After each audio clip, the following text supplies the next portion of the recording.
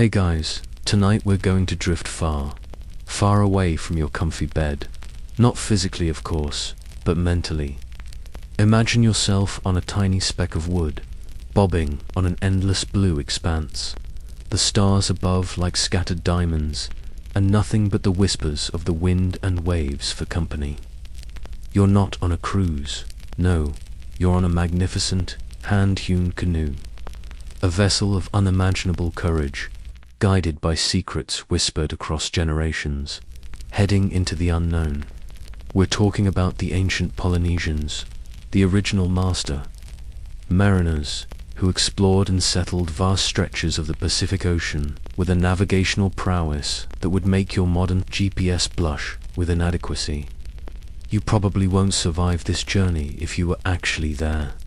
But luckily, you're safe and sound, tucked away. So, before you get comfortable, take a moment to like the video and subscribe, but only if you genuinely enjoy what I do here. And if you're feeling up to it, drop your current location and local time in the comments. It's always cool to see where everyone's tuning in from.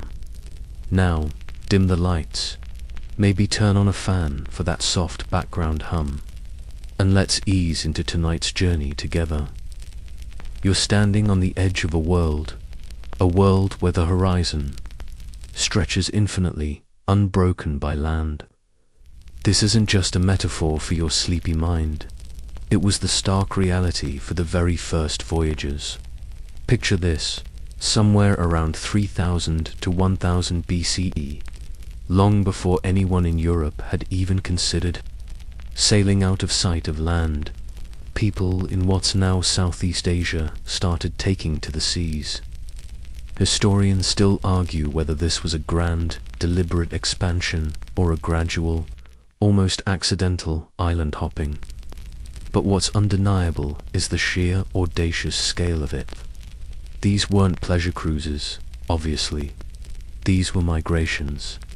Entire communities packed into canoes, carrying not just their families, but their pigs, chickens, dogs, and all the plants they'd need to establish new lives. Think of it like moving your entire house, livestock included, on a canoe that's basically a couple of oversized logs strapped together. Seems a bit much, right? They moved eastward, island by island, through what's called near Oceania places, like Papua New Guinea, the Solomon Islands, Vanuatu, and Fiji. This initial phase was relatively straightforward, with islands often visible from one another, or at least close enough that the risk of getting truly lost was lower. It was like a warm-up act for the main event, a chance to perfect their canoe build, their sailing techniques, and their deep understanding of the ocean's moods. But then, they reached the edge of this familiar world, the vast emptiness of the open Pacific, what we call remote Oceania. This was the real leap of faith, or rather, the real leap of extraordinary skill and accumulated knowledge. Imagine the courage it must have taken. You look out, and there's nothing but water, horizon, and sky. No GPS, no satellite phone, not even a compass in the magnetic sense we understand it. Yet, they kept going. The prevailing theory, supported by archaeological evidence, is that these voyages were incredibly well planned. They weren't just random drifts. They were deliberate expeditions, often with a specific goal in mind. Finding new land, perhaps, because their current island was becoming overpopulated, or resources were dwindling, or maybe just out of an insatiable curiosity that burned brighter than any fear. It's a mainstream historical fact that these explorations were not random but highly organized undertakings. Now, a quirky tidbit.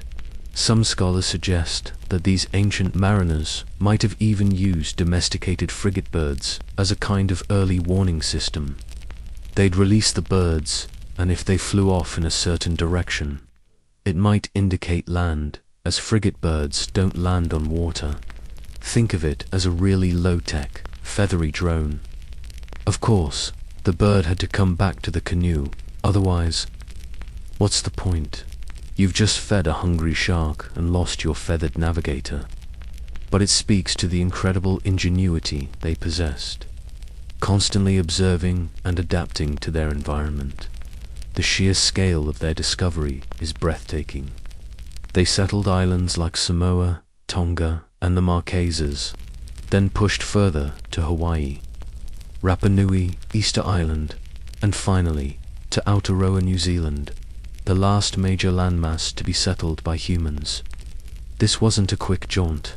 These were journeys spanning hundreds, sometimes thousands, of miles, often against prevailing winds and currents. Each voyage was a testament to their profound knowledge of the natural world, a knowledge passed down not through written texts, but through chants, stories, and practical hands-on teaching. Generation after generation. It's mind-boggling. Really, when you consider that your car navigation system sometimes struggles with a simple left turn.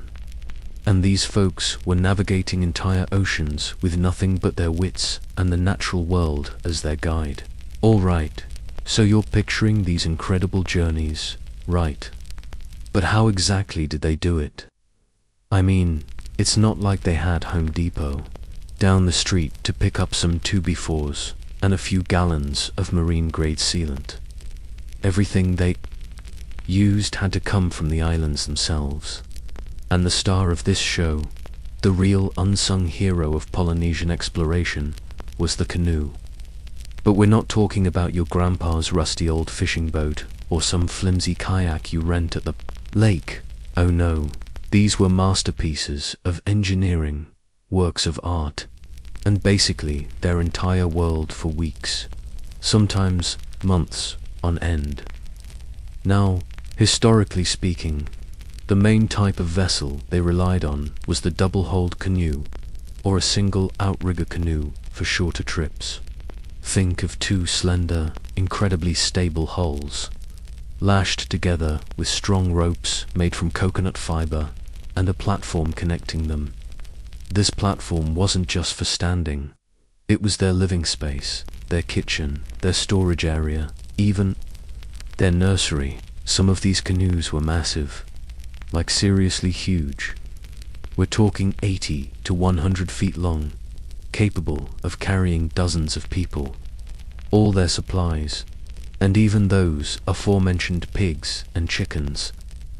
Imagine trying to park that thing at your local marina. You'd need about 5 spaces, easy. Building these canoes was a monumental task. They'd use timber from trees, like the breadfruit or koa, especially in Hawaii. And when I say use, mean they'd meticulously shape these massive logs using stone, adzes, and fire.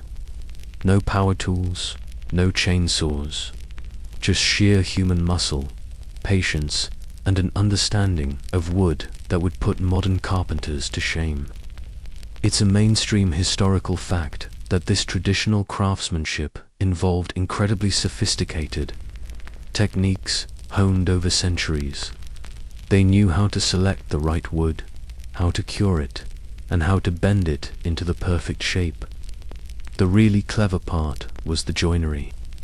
Remember those coconut fiber ropes, often called senet? These weren't just decorative. They were the structural glue of the canoe. The lashing techniques were so intricate and strong that they allowed the hulls to flex with the waves, absorbing the shock of the ocean instead of fighting against it. It's like a natural suspension system, way before anyone even thought of putting springs in your car. And because the materials were organic, they could be repaired at sea using what they brought with them.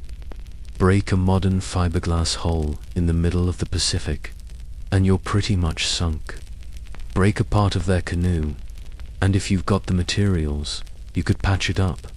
Resilience, thy name is coconut fiber. Historians still argue whether the earliest long-distance voyages primarily used double-hulled canoes or large single outriggers that were incredibly stable. Both types were incredibly seaworthy, but the double-hulled ones offered more space and stability, making them ideal for carrying an entire migrating community. It's a debate that highlights how much we still have to learn about the nuances of their incredible shipbuilding. Now, for a slightly quirky tidbit. Some accounts suggest they would sometimes use a kind of bailing pump made from a hollowed-out log and a plunger, which sounds utterly exhausting if you're trying to keep up with a big swell. You'd probably spend half the voyage just bailing, thinking, is this really what I signed up for? But it shows their commitment to making these incredible vessels work. And speaking of commitment, imagine the collective effort required. A whole village would likely be involved in the construction, from felling the trees to weaving the miles of sennit. It wasn't just a captain and a few sailors. It was a community project, a testament to their incredible social cohesion. They had to be a well-oiled machine, pun intended, to get these things built and launched. So, you've got these incredible canoes, built with painstaking care and remarkable ingenuity, ready to face the vastness of the Pacific. These weren't just boats. They were self-contained worlds, carrying the hopes, dreams, and entire genetic blueprint of their people to new lands. They were designed not just for speed, but for endurance, for stability in all kinds of weather, and for the sheer volume of life they needed to transport. This sophisticated approach to shipbuilding was absolutely crucial for their epic journeys, setting the stage for everything else we're going to talk about. Without these floating marvels, none of it would have been possible. Alright, so you've got these incredible canoes, right? You're out there, bobbing on the vast, sparkling blue, and let's be honest, you'd probably be freaking out a little. Like, where in the world are we going? How do you even know which way is forward when every direction looks exactly the same? This is where the true genius of the ancient Polynesians shines, because they had a star compass. Not a physical compass with a needle and a fancy dial, but an entire mental map of the night sky, a living, breathing guide etched into their minds. Imagine lying on the deck of your canoe as night falls, the Milky Way sprawling above you like a spilled bucket of glitter. Every single star, every constellation wasn't just pretty to look at. It was a signpost, a landmark in their celestial roadmap. They knew the rising and setting points of dozens, if not hundreds, of stars, not just generally, but with incredible precision. This is a mainstream historical fact. Their navigational system was based on observing the azimuthal points, where stars appear to rise and set on the horizon. Think about it. As the Earth rotates, stars appear to move across the sky in predictable paths. If you know exactly where a specific star rises, and you know where it sets, you can draw an imaginary line in your head, a bearing. And if you know multiple stars, you can create a grid, a celestial GPS system. They'd use specific stars or constellations as their guiding lights to hold a particular course. For example, if they wanted to sail due east, they might keep a certain star, say, the Pleiades, known to them as Matariki or Makali, rising directly off their bow. As the night progressed and that star moved, they'd switch to another star that was rising in the same direction. It was like a continuous mental recalibration, a dance with the cosmos. Now, a quirky tidbit about this: some traditional navigators would even create a mental star house, visualizing a dome over their canoe with specific stars rising and setting at doorways or windows around the perimeter. This mental construct helped them to fix positions and directions even when the stars were obscured by clouds. It's like having an invisible, perfectly calibrated protractor floating above you, always reminding you which way is which. Pretty Slick, huh? Historians still argue whether some of these early navigators used mnemonic devices, like chants or songs, to remember the complex patterns of star risings and settings, or if it was purely a matter of constant hands-on practice. It's fascinating to think about how such intricate knowledge was passed down orally, generation after generation, without a single textbook or map. No flashcards, no online quizzes, just pure, dedicated learning from observation and repetition. And it wasn't just the stars. They knew the sun's path too, using its rising and setting points, and its height at noon, to determine their latitude. Think of the sun as their daily check-in. If the sun was directly overhead at noon, they knew they were near the equator. As they sailed north or south, the sun's noon position would shift, giving them a clue about how far north or south they had traveled. They didn't have degrees of latitude like we do, but they had a deep, intuitive sense of their north-south position relative to the sun. This deep connection to the sky wasn't just about getting from point A to point B. It was spiritual, too. The stars were their ancestors, their gods, their storytellers. Every flicker in the night sky had meaning, tying their practical navigation to their cosmology. It wasn't just science, it was life. You're out there on the water, the sun beats down during the day, making you squint, probably wishing you had some crocodile dung sunscreen. Remember that from an earlier thought. Then night falls, and those stars are your only friends, guiding you forward. It puts your reliance on Google Maps into a whole new perspective, doesn't it? You're utterly dependent on the heavens, trusting that the knowledge passed down to you is true, and that the stars won't lead you astray. Okay, so you've got your incredible canoe, and you're relying on the stars to point you in the right direction. But the ocean isn't some still pond, is it? It's a living, breathing, moving entity, with currents that can carry you thousands of miles off course if you don't know what you're doing. This is where the ancient Polynesians showed an almost supernatural understanding of ocean currents, turning what most people would see as a major obstacle into a powerful ally. Think about the Pacific Ocean, right? It's huge, but it's not just one big, random slosh of water. It has predictable patterns of currents, like massive, invisible rivers flowing across its surface. There are the north and south equatorial currents, the equatorial countercurrent, and countless smaller eddies. These master navigators didn't have fancy charts or satellite images showing them where these currents went. Instead, they felt them. They observed them.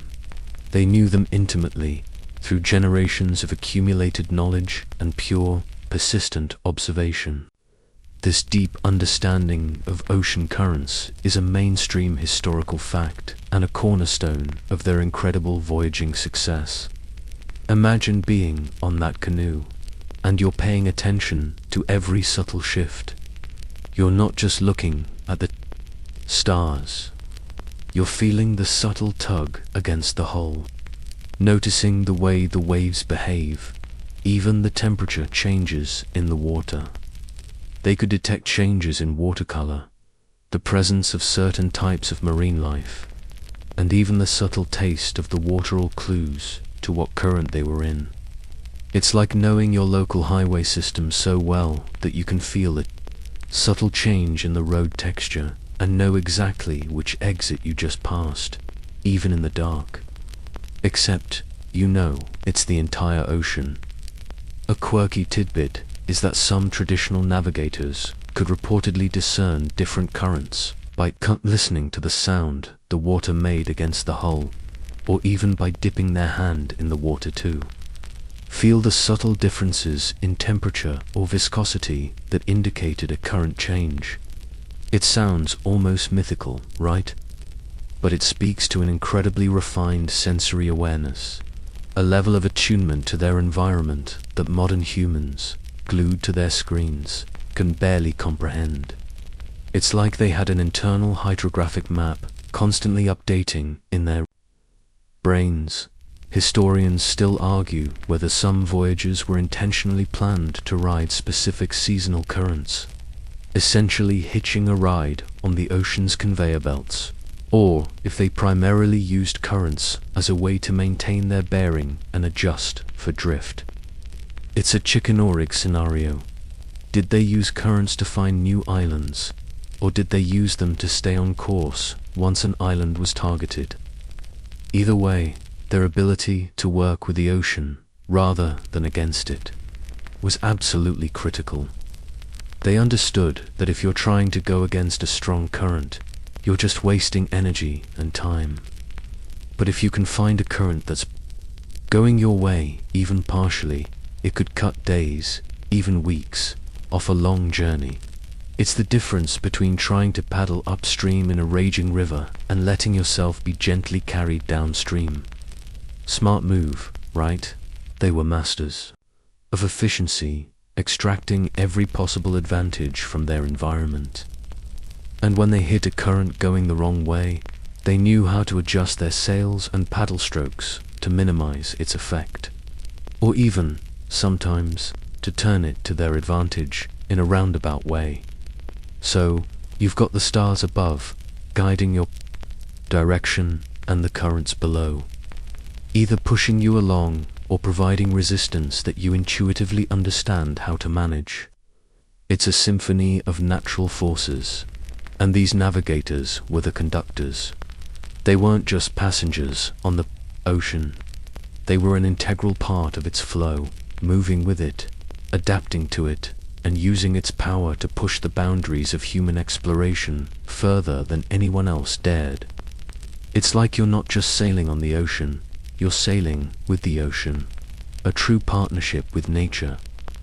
So you've got your celestial map above you, and you're riding the invisible highways of the ocean currents. But what happens when the sky clouds over? What if you're not in a strong current? Are you just, like lost at sea, waiting for a passing cruise ship that definitely isn't coming for another 1,000 years? Nah, these ancient navigators had more tricks up their sleeves. And one of the coolest, most subtle methods involved reading the waves. Now, when you picture waves, you probably think of those big, crashing breakers at the beach, or maybe some gnarly surfing waves. But out in the open ocean, the waves tell a far more complex story. The Polynesians knew this. They understood that every set of waves, every ripple and swell had a history, a direction it was coming from, and could give you clues about what was out there, even if you couldn't see it. This isn't just some cool legend. It's a mainstream historical fact that master navigators could interpret wave patterns to an astonishing degree. Imagine you're laying down in the canoe, feeling the rhythm of the ocean. You're not just feeling the up and down motion. You're feeling the subtle variations. See deep ocean swells travel for thousands of miles, carrying energy from distant weather systems. When these swells encounter an island, they don't just stop. They bend, they refract, they reflect around it, creating subtle interference patterns. It's like ripples in a pond around a stone, but on a grand, oceanic scale. And these navigators, often by lying down in the canoe, could feel these subtle changes in the wave patterns, the way the canoe pitched and rolled, and discern the direction of the interference. This might indicate an island that was still far beyond the horizon, completely out of sight. A quirky tidbit about this is that on some islands, like the Marshall Islands, they even created intricate stick charts, often called matang or ability charts. These weren't maps of land, but rather abstract representations of ocean swells and currents, with cowrie shells marking islands. They were mnemonic devices, teaching tools to help young navigators understand how waves behaved around islands. It's like a really abstract three-dimensional diagram for wave mechanics, something you definitely wouldn't find in your average maritime school curriculum today.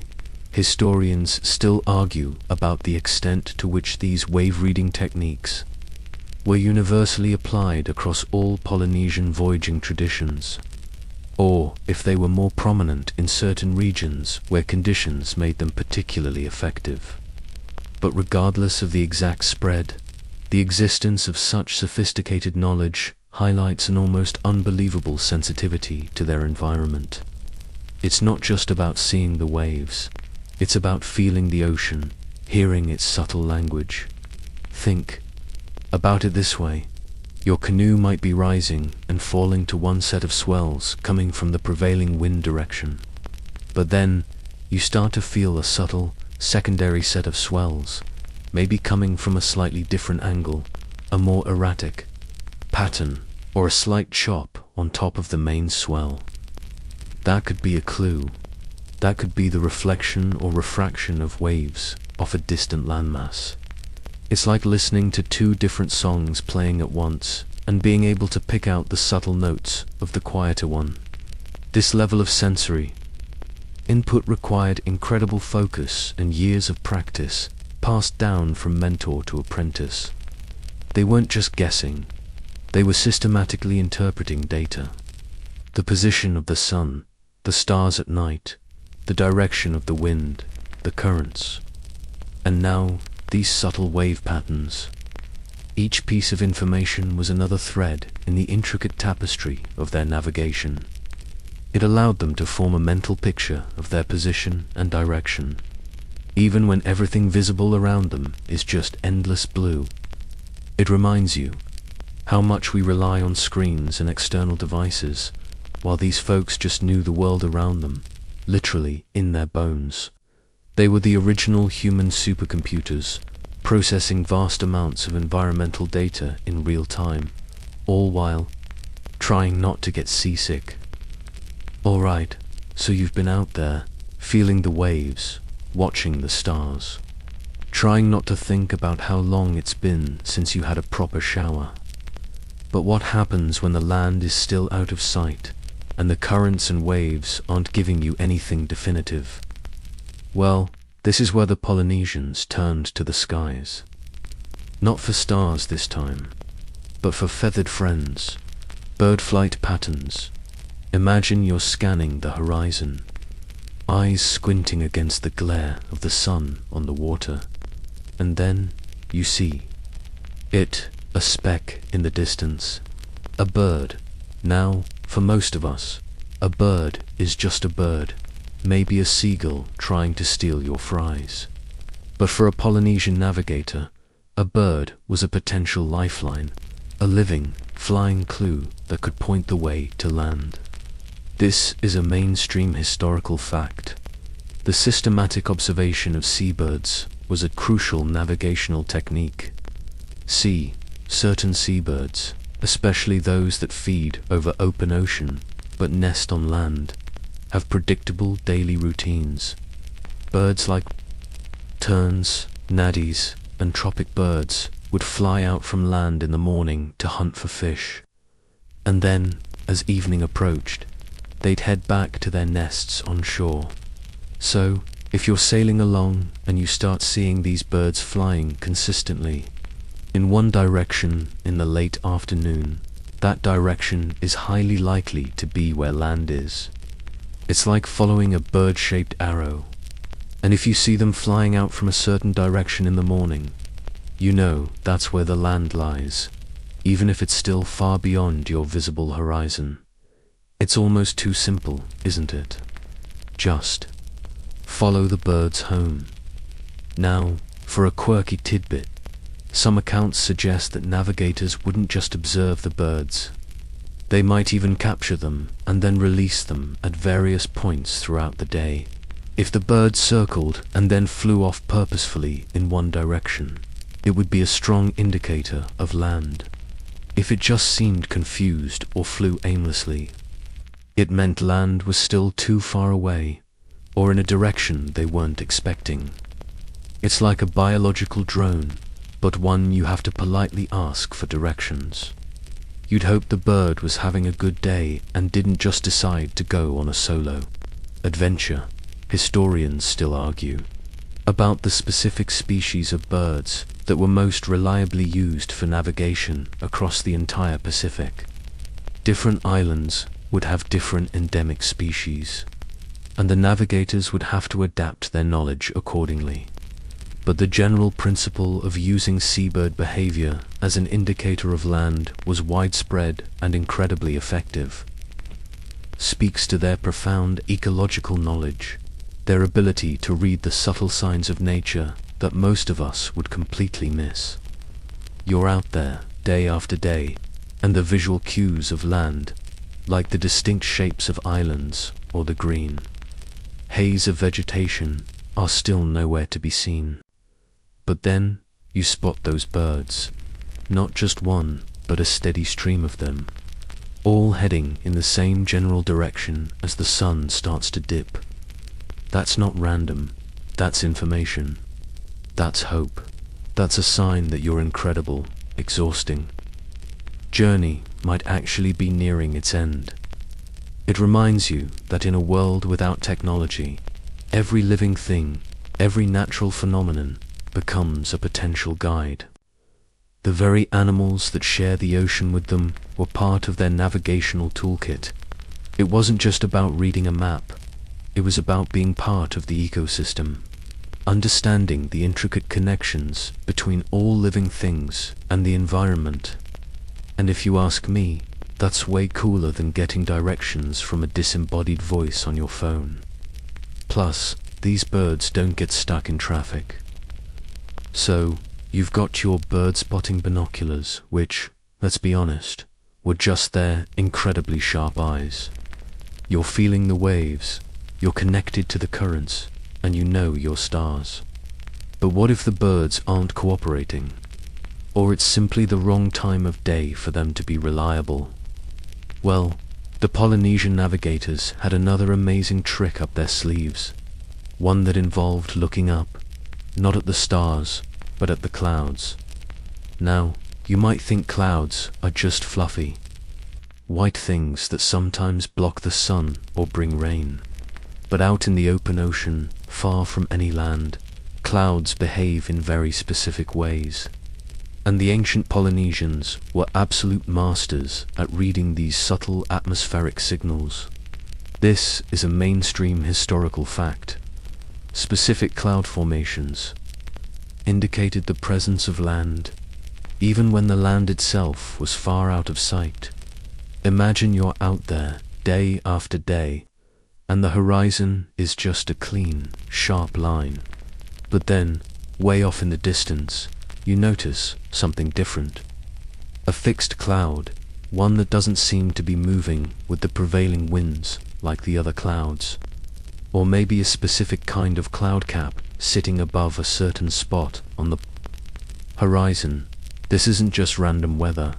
Land, especially high islands, affects the atmosphere around them. As moist air from the ocean is pushed up over an island, it cools and condenses, forming clouds. These land clouds often have a distinctive appearance and tend to hover in a relatively fixed position above the island, even if the island itself is still well below the horizon. It's like a giant, natural smoke signal, except it's water vapor. A quirky tidbit is that experienced navigators could sometimes even tell the size of an island by the size and density of the cloud formation above it. A small atoll might only produce a wispy, faint cloud, while a large, mountainous island could have a substantial, permanent cloud cap. It's like having a cloud-based sonar system, giving them an early heads-up on what kind of land they might be approaching. And if you're hoping for a nice big island with plenty of fresh water, a big cloud cap would be a very welcome sight indeed. Historians still argue about the precise atmospheric conditions that made these land clouds most visible and reliable? Was it more effective in certain seasons? Did it depend on the height of the island? But what's clear is that this was a well-documented and crucial part of their navigational toolkit, showcasing their incredible attunement to environmental signs. They weren't just seeing clouds, they were seeing information. Think about how much patience and observational skill this required. You're not just looking for a cloud, you're looking for the right kind of cloud, the one that tells you something. It's like trying to spot a specific type of cotton candy in a sky full of marshmallow fluff. It's not easy, and they had to be constantly vigilant, scanning the horizon, noting every nuance of the atmosphere. When you've been on the water for weeks, maybe even months, and you finally spot that telltale cloud, that's got to be one of the most incredible feelings of relief and triumph. It's the visual confirmation that all your other calculations and observations might just be paying off. So, from the macro-level view of the stars and currents, down to the micro-level of individual waves, and then back up to the atmospheric clues provided by clouds and bird flight paths, these navigators were using every single piece of data the natural world offered. They were living, breathing environmental sensors, constantly collecting and interpreting information. It's a testament to human ingenuity and our capacity to learn from and adapt to the world around us, especially when our lives literally depend on it. Now, if only my weather app was half as accurate as a Polynesian navigator with a good cloud. Okay, so you've been navigating by stars, currents, waves, birds, and even the subtle whispers of the clouds. You're feeling pretty dialed into nature now, right? Like you could practically talk to the ocean. But there's another amazing living guide out there. One that actually swims you towards land. Sea turtles. Now, you probably know sea turtles are incredible creatures, ancient mariners of the sea in their own right. But for the ancient Polynesians, these slow-moving, shell-wearing reptiles were more than just cool to look at. They were living, breathing signposts, especially when you were getting close to land. This is a mainstream historical fact. The predictable nesting migrations of sea turtles were used as reliable indicators of nearby islands. Imagine this: you've been out at sea for ages, and everything still looks like endless blue. But then, you start spotting sea turtles. Not just one, but a few, and they seem to be heading in a consistent direction. Why is this important? Because sea turtles, particularly species like green sea turtles, have an incredible instinct to return to. The same beaches where they were born to lay their own eggs. They are, in essence, programmed for a specific destination. So, if you're finding turtles swimming purposefully in a particular direction, chances are that's the direction of a suitable nesting beach, which, by extension, means land. It's like having a slow, deliberate, swimming GPS unit that points to home. A quirky tidbit is that some navigators might even carry a captured sea turtle on board their canoe. If they were truly desperate or unsure of their location after a long voyage, they might release the turtle. The idea was that the turtle, once released, would instinctively head towards the nearest land to nest or feed. While this might sound a bit cruel to our modern ears, it highlights the extreme measures and deep understanding of animal behavior that these voyagers possessed. You'd probably be sitting there thinking, "Go on, little buddy, show us the way. Don't let us down." Historians still argue about the exact extent to which releasing turtles was a widespread and primary navigational technique, versus simply observing their natural movements. It might have been a last-ditch effort, or perhaps more of a teaching demonstration for apprentices. But the fundamental knowledge that turtles migrate to specific islands was undoubtedly part of their vast natural database. It shows a profound respect and understanding of the natural world, seeing all creatures as part of a larger, interconnected system of clues. So, you're on your canoe, perhaps a bit tired, a bit salty, and then you spot a steady stream of these ancient mariners paddling past. It's not just a nice sight, it's a message. It's a confirmation that you're on the right track, that land is near, even if you can't see it yet. This observation, combined with all the other cues, the changes in wave patterns, the specific types of clouds, the flight of birds, would build a cumulative picture, a growing sense of certainty that discovery was imminent. It just blows your mind, doesn't it? How every aspect of their environment, from the largest stars to the smallest ripple, from the swift flight of a bird to the leisurely paddle of a turtle, became part of their incredible navigational system. They didn't just survive on the ocean.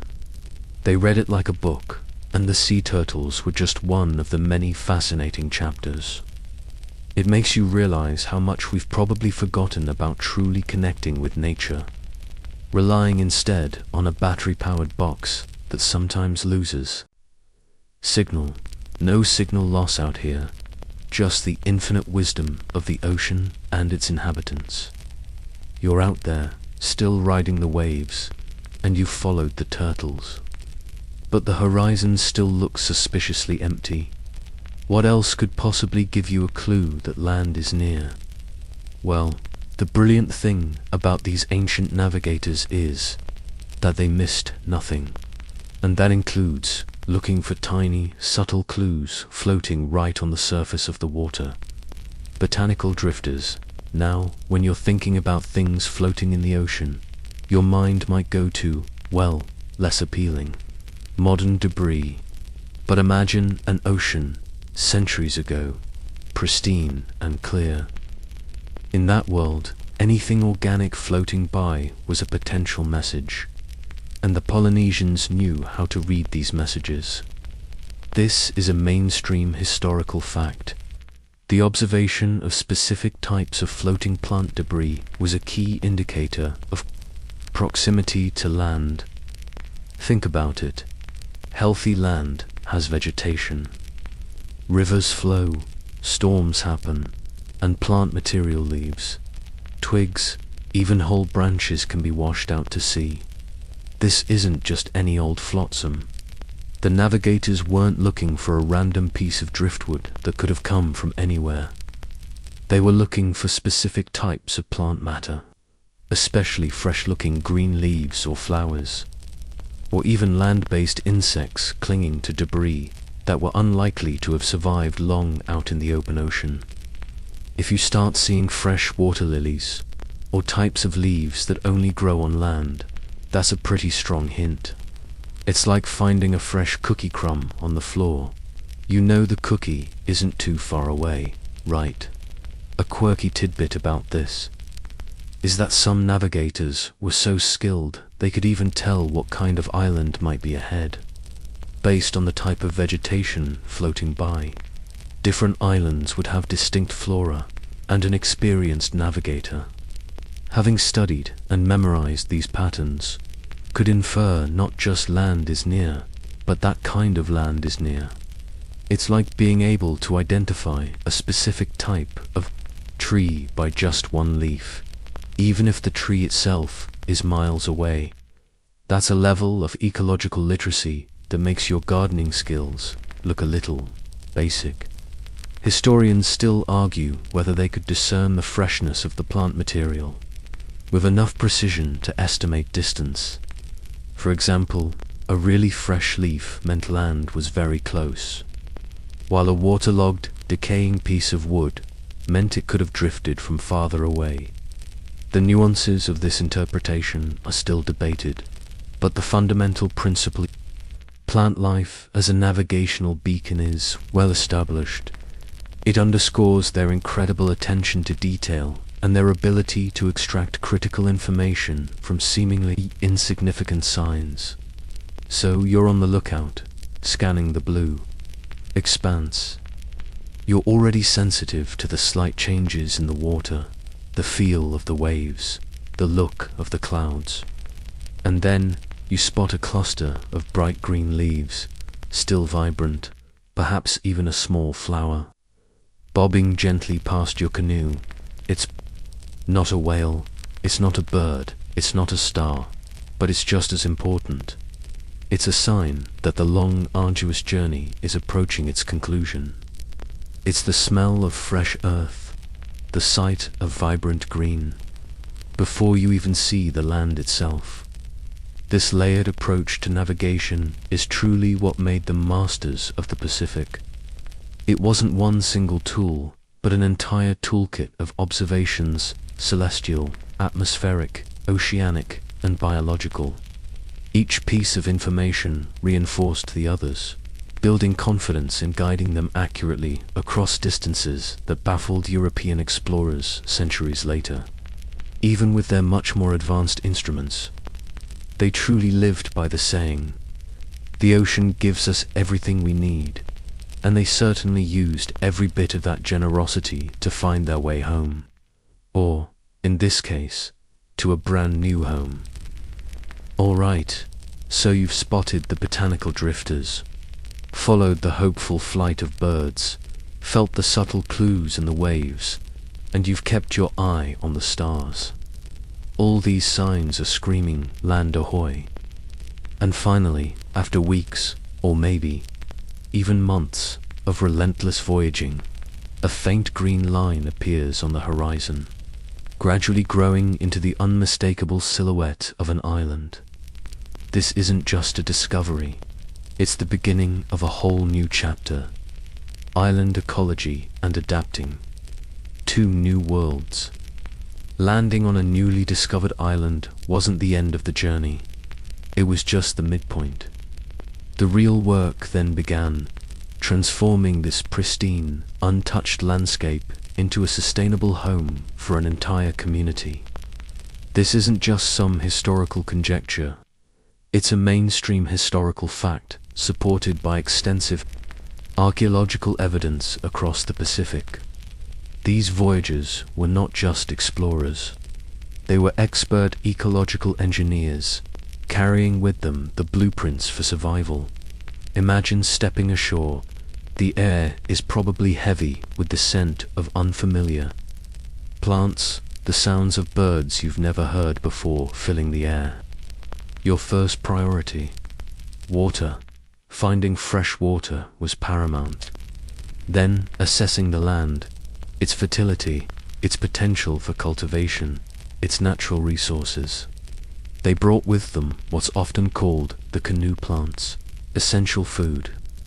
Crops like taro, breadfruit, yams, and bananas, along with coconut and sugarcane.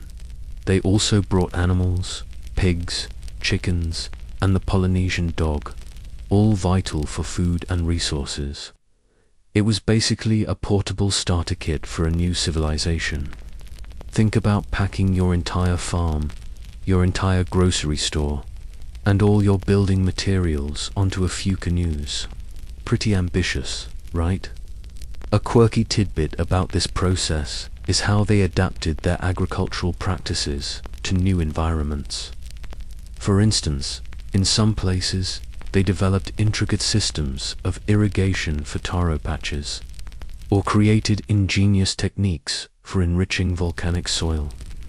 They even sometimes brought along specific varieties of plants that could thrive in a range of different climates and soil types, showing an impressive understanding of agricultural diversification. It's like having a master gardener and an agronomist on board, ready to assess and optimize the new landscape. And they had to be quick about it, because you couldn't survive indefinitely on your stored provisions.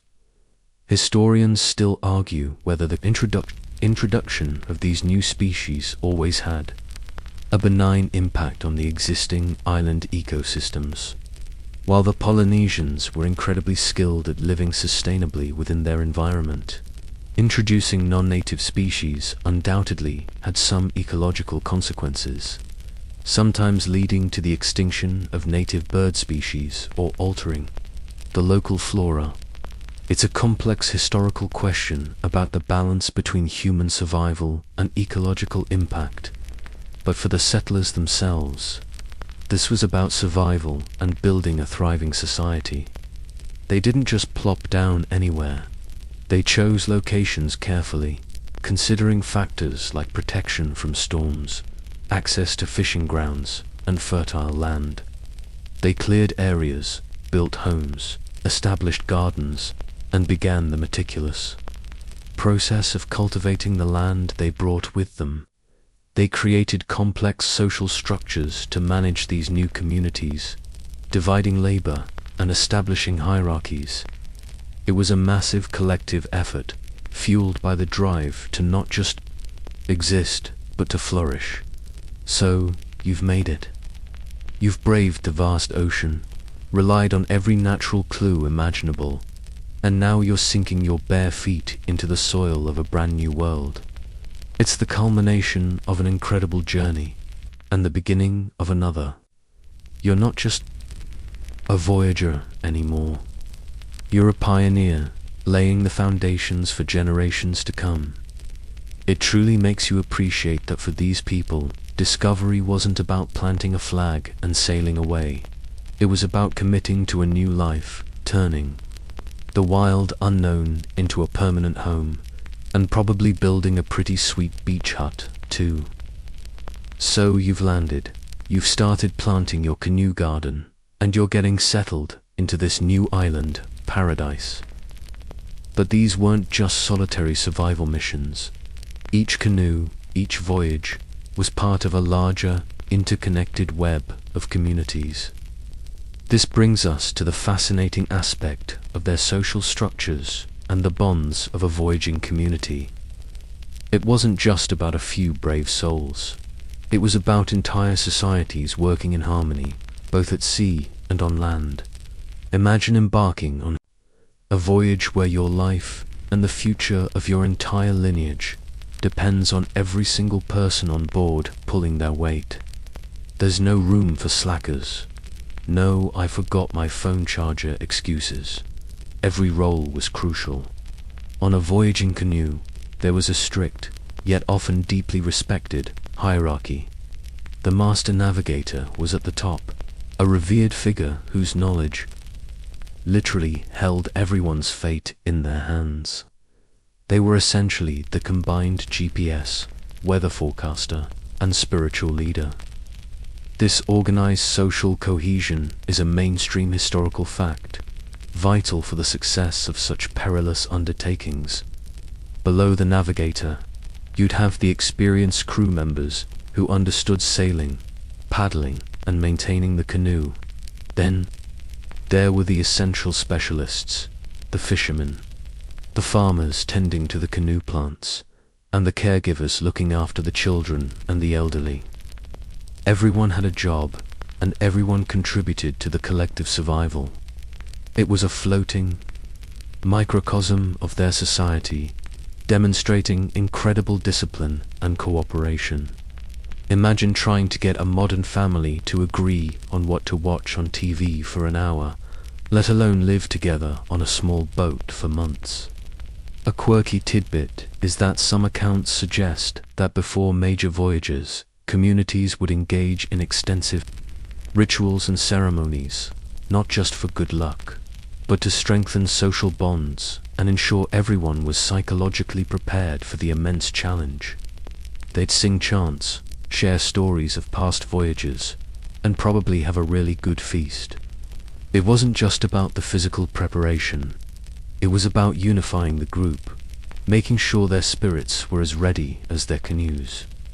Think of it as the ultimate team-building exercise, with slightly higher stakes than your average corporate retreat. Historians still argue whether leadership on these voyages was primarily based on hereditary status, or if it was more meritocratic, with the most skilled navigators and leaders rising to the top regardless of their birthright.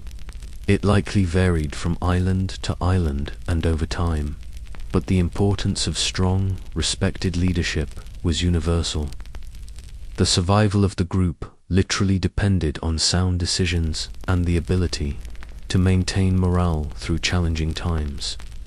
Once they arrived at a new island and settled, these social structures continued to be crucial. Land was often divided based on lineage or contribution to the voyage. Labor was communal for major projects like clearing land or building meeting houses. There were chiefs, elders, and priests, all playing vital roles in governing the new community, maintaining cultural traditions, and resolving disputes. The values forged on the ocean: cooperation, resilience, respect for knowledge, and mutual dependence were the very foundations of their new society. So, while you might think of these voyages as acts of individual heroism, they were deeply communal endeavors. Every single person on that canoe was a thread in the fabric of their survival, and every role was imbued with purpose. It really emphasizes that for these Polynesians, strength came not just from individual skill, but from the unbreakable bonds of their social structures, their shared purpose, and the collective spirit that pushed them across the vast, blue unknown. It's a powerful reminder that even the greatest human achievements are often built on the foundations of strong community. You've seen how tightly knit these voyaging communities were, right? How every person played a part, from the navigator guiding by the stars to the folks tending the precious canoe plants. But their social connections didn't just end when they landed on a new island. The vast Pacific, as immense as it is, wasn't a collection of isolated pockets.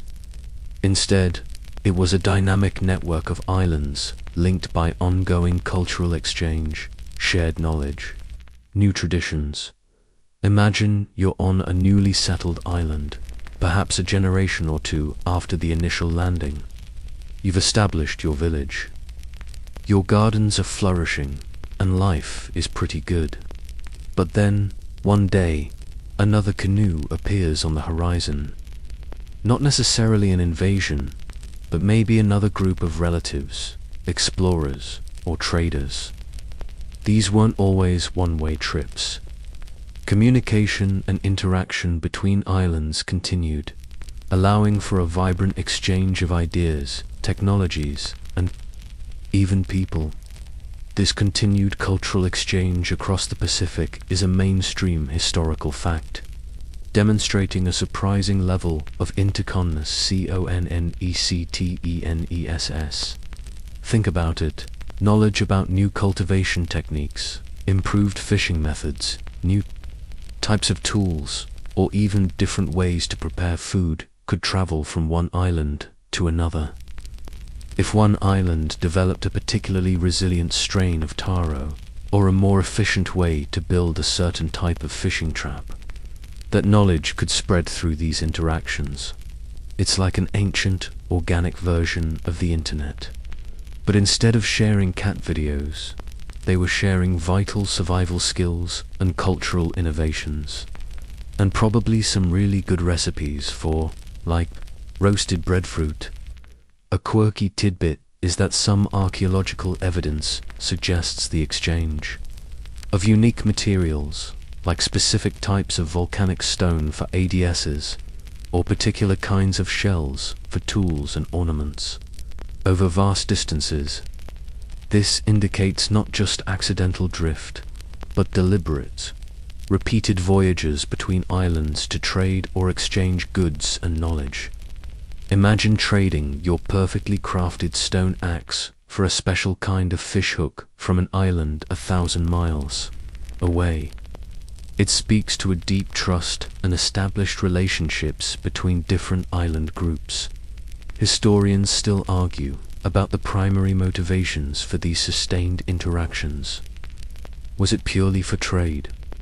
Was it to reinforce kinship ties between different island populations that shared a common ancestry? Or was it to maintain a collective body of navigational knowledge, allowing multiple islands to serve as waypoints or sources of information for even longer voyages. It was likely a complex combination of all these factors, showcasing their strategic thinking beyond mere subsistence.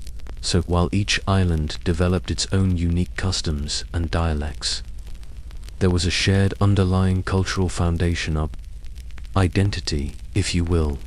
You'd find similar mythological figures, similar art forms, and a common understanding of the ocean and navigation, even with regional variations. It's like how different countries might speak different languages, but share common European cultural roots. These interactions kept the Polynesian world vibrant and dynamic, preventing isolation and fostering continuous innovation. You can imagine the excitement when a new canoe arrived. News, stories, gossip, new songs, new dances, all carried across the ocean on these magnificent vessels. It was how traditions evolved, how communities stayed connected, and how the vast distances of the Pacific were, in a very real sense, shrunk by the courage and ingenuity of its people. They weren't just discovering islands, they were weaving a rich tapestry of human connection across the largest ocean on Earth. It reminds you that even back then, people loved a good story and a fresh perspective, maybe even a new dance move to impress the neighbors. Okay, so we've talked about how amazing these voyages were. The incredible canoes, the star compass, the waves, the birds, the turtles, the plants, and all that social glue that held their communities together. They conquered the Pacific, right?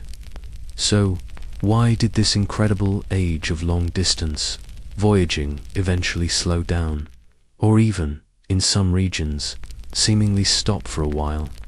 This is where we delve into the voyaging decline. Reasons for slowdown. It's not as straightforward as you might think. Imagine a time when every major, habitable island in the vast Polynesian Triangle, from Hawaii in the north, Rapa Nui in the east, and Aotearoa, New Zealand in the southwest, had been discovered and settled. That's a mainstream historical fact. By around 1200 to 1300 CE, the major waves of exploration had largely concluded. So, one obvious reason for a slowdown is simply that they ran out of new places to discover. There wasn't a whole lot left to find that could sustain a new population. It's like when you finish binge-watching your favorite show on Netflix. Eventually, you run out of new episodes. But it wasn't just about running out of land. There were other factors at play. One significant theory points to environmental changes on the islands themselves. As populations grew on newly settled islands, resources could become strained.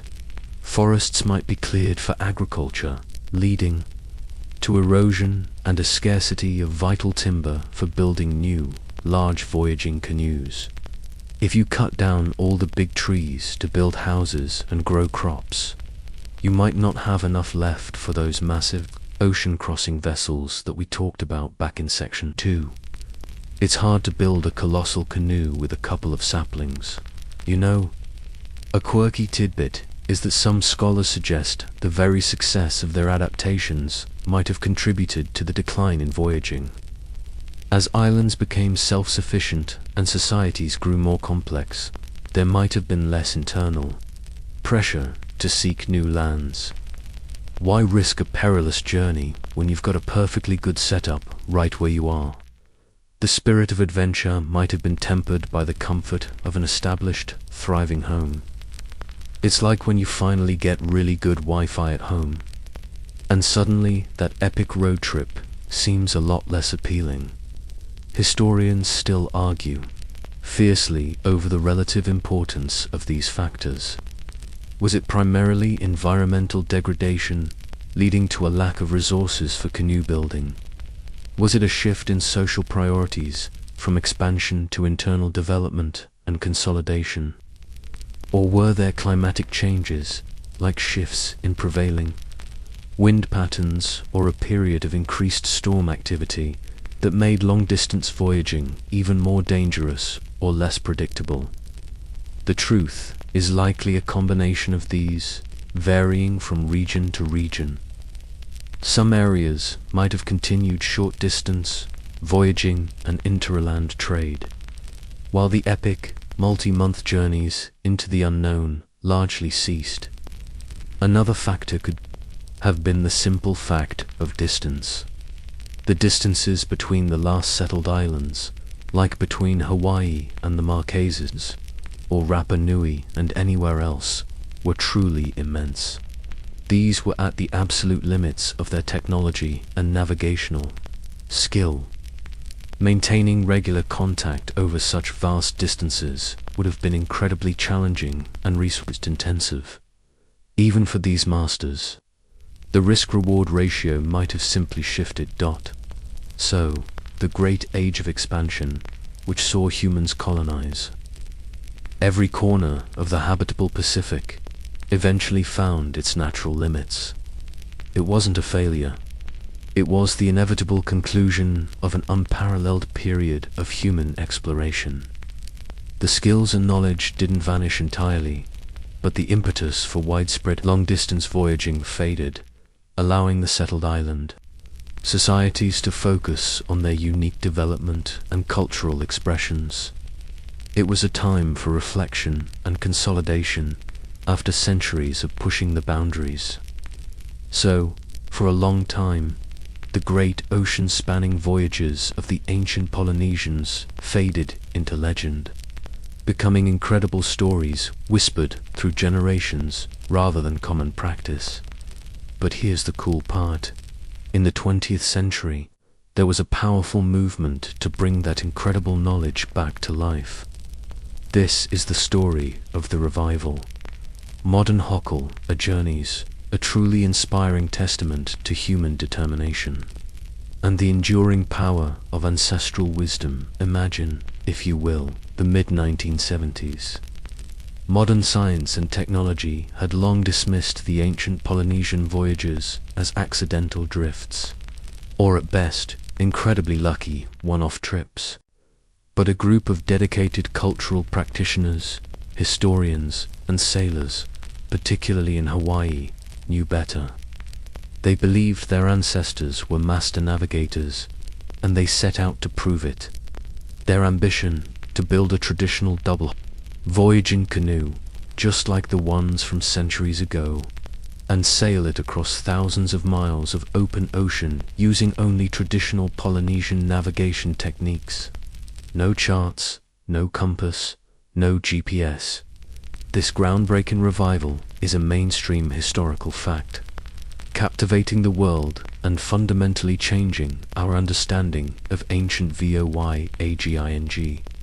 This canoe, named Hokulea, meaning Star of Gladness or Star of Hawaii in Hawaiian, became the symbol of this cultural renaissance. Her first major voyage in 1976, from Hawaii to Tahiti, was a massive undertaking. The crew included legendary figures like Mopialig, a master navigator from the tiny Micronesian island of Satawal, who still held the ancestral knowledge that had been lost elsewhere. He literally taught a new generation how to read the ocean and the stars, just as his forebears had done. It was like finding the last living Jedi Master and asking him to teach you how to use the Force. A quirky tidbit about this journey: Mo Pialig, who knew the star compass and wave patterns intimately, had never actually navigated a double-hulled canoe before, nor had he sailed this specific route. He had to adapt his knowledge to a new context, showing incredible flexibility and mastery, and the modern crew had to learn to trust him, to put their lives in his hands, relying on centuries-old techniques that seemed almost magical to their modern minds. Imagine being on that canoe, looking at a guy who's just staring at the waves and muttering about star paths and thinking, okay, hope he's right. Historians still argue about the specific impact Upiologue's direct teaching had on the precise methods used by the Hokel crew, and how much of it was a relearning process combined with academic research. But what's undeniable is that his expertise provided the crucial link to the living tradition, proving that the ancient skills were not only possible but incredibly effective. It silenced the skeptics and ignited a renewed pride in Polynesian heritage. Since that first voyage, Hokulea and her sister canoes have sailed tens of thousands of miles across the Pacific and even circumnavigated the globe, connecting with indigenous communities worldwide. Each voyage is not just a scientific experiment. It's a cultural statement, a living classroom, and a powerful symbol of connection to ancestry. Students and navigators learn to read the signs we've talked about: the sun's path, the stars, the currents, the feel of the waves, the flight of birds, even the color of the water. So, the next time you're feeling sleepy and thinking about ancient history, remember Hokulea. She represents the incredible, enduring spirit of these people, showing that what was once lost can be found again, and that the wisdom of the past still has profound lessons for our modern world. It's a powerful reminder that human ingenuity, perseverance, and a deep respect for nature can overcome seemingly impossible challenges. And hey, it's way more interesting than watching another reality show. So, we've sailed through centuries of history, from the first daring voyages to the modern revival of the Hokulea. What's left, you ask, as you feel that cozy blanket pulling you deeper into dreamland? It's the legacy, enduring spirit of exploration. It's about what these incredible journeys mean for us today, and why their story continues to resonate. The legacy of the ancient Polynesian navigators isn't just about cool boats or old maps. It's about a profound chapter in human history, one that saw people push the boundaries of what was thought possible, colonizing the last vast habitable regions of our planet using nothing but their wits, courage, and an astonishing mastery of the natural world. This unparalleled feat of exploration and settlement is a mainstream historical fact, distinguishing them as arguably the greatest maritime explorers the world has ever known. They truly were the astronauts of their age, venturing into a liquid cosmos. Think about it. While Europeans were just figuring out how to hug coastlines, these folks were purposefully striking out into the largest ocean on Earth, knowing they might not see land for weeks. They developed a comprehensive non-instrument navigation system that was centuries ahead of its time. It's a testament to human ingenuity, resilience, and the power of observation. They didn't just survive, they thrived, creating vibrant new societies on isolated islands, adapting their cultures and technologies to new environments. A quirky tidbit that really hits home is how this legacy lives on in modern language and cultural practices. Even today, many Polynesian languages share common words for stars, winds, and parts of a canoe, reflecting that shared ancestral knowledge of the chants, dances, and art forms often depict themes of journey, discovery, and the relationship between humans and the ocean, keeping the spirit of their ancestors alive. It's not just history in a book, it's living, breathing culture, carried forward by every generation. Historians still argue about the philosophical implications of their methods. Did this intimate reliance on nature lead to a fundamentally different worldview than the instrument-based navigation that developed in the West? Did it foster a deeper sense of interconnectedness with the environment, rather than a mindset of conquering it? It's a fascinating debate that speaks to the very core of how we understand our place in the world. So, As you drift off, let the images of these intrepid voyagers settle in your mind. Picture the double-hulled canoes slicing through the waves, guided by the familiar glow of the Pleiades, the distant promise of land revealed by a rising cloud or the purposeful flight of a bird. Imagine the collective relief and joy as new islands emerged from the mist, offering a fresh start. Their story is a powerful reminder of what humans are capable of when driven by curiosity, necessity, and a deep respect for the world around them. The knowledge they built, the journeys they undertook, and the spirit they embodied, that spirit of daring to go beyond the known, of trusting in observation and wisdom, of working together as a community, that's their enduring gift to us.